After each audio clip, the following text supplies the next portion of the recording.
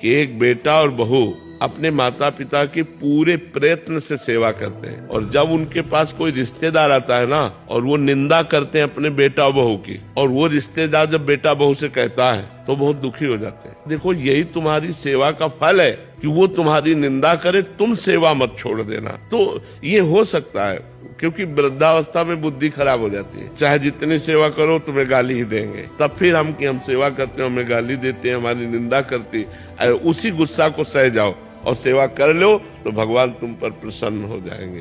ये तुम्हारी परीक्षा है सेवा करने वालों की, कि हम सेवा करें और उसी विषय में हमारी निंदा हो और हम उसे सह जाएं और फिर सेवा करें, तो यही हमारी सबसे बड़ी सेवा होगी। रिश्तों में होता है महाराज जी कि सास की सेवा कर रही थी फिर भी गाली पड़ रही है। हाँ, तभी तो फिर गाली पड़े फिर भी सास की सेवा करो, तब आप सेवक हो। कह रहे सेवा करती हूँ बट फिर भी उनको अच्छा नहीं लगता, तो फिर मेरे को लगता है सेवा ही छोड़ दूं। नहीं, अपने कर्तव्य का पालन करना चाहिए। इनके बेटे ने एक लड़की पसंद किया तो दोनों तरफ से सहमति भी हो गई, तो इनके बेटे ने कसम खा ली कि शादी करूंगा तो इसी से करूंगा, नहीं तो नहीं करूंगा, कुंवारा रहूंगा। फिर महाराज जी फिर बाद में पता चला कि लड़की कहीं और भी आसक्त है, तो फिर महाराज जी दोनों का रिश्ता टूट गया। अभी महाराज जी वो कसम बीच में आ रही है कहीं और जाने में। छोड़ जाओ, यही वृंदावन में कसम छोड़ जाओ, कसम को वृंदावन में छोड़ दो। ऐसे बच्चों वाली बातें हैं ये कोई धैर्य पूर्वक बात नहीं, ये धर्म पूर्वक नहीं। ऐसे कैसे? जहाँ भगवान ने विधान बनाया वही हमारा ब्याह होगा ना। हम कसम कैसे खा सकते हैं? हम तो ये कह सकते हैं कि यदि हमारी आपकी मित्रता है, भगवान ने रचा होगा तो हमारा आपका ब्याह हो जाएगा, अगर भगवान ने नहीं रचा तो टूट जाएगा। तो हमको भगवान की बात रखनी, अपनी बात थोड़ी रखनी कि कसम खाते हैं। जैसे भीष्म जी ने कसम खाया, भीष्म प्रतिज्ञा थोड़ी है कि फिर कुंवारे रह करके आजीवन पितामह भीष्म की तरह हमारा जीवन पवित्र हो।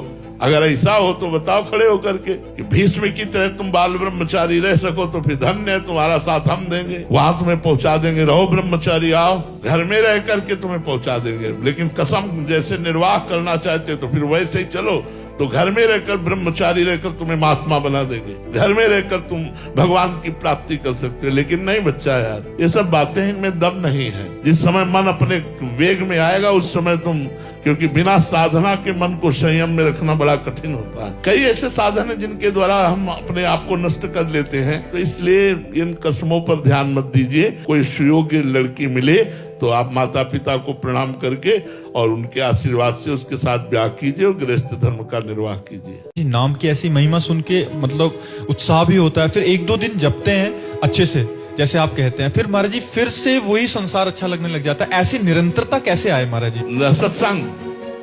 सत्संग भजन नोई संग बिन, भजन बिना नहीं प्रेम, छिन्हु भजन न छाड़िए, धरिए याद ध्रुनेम।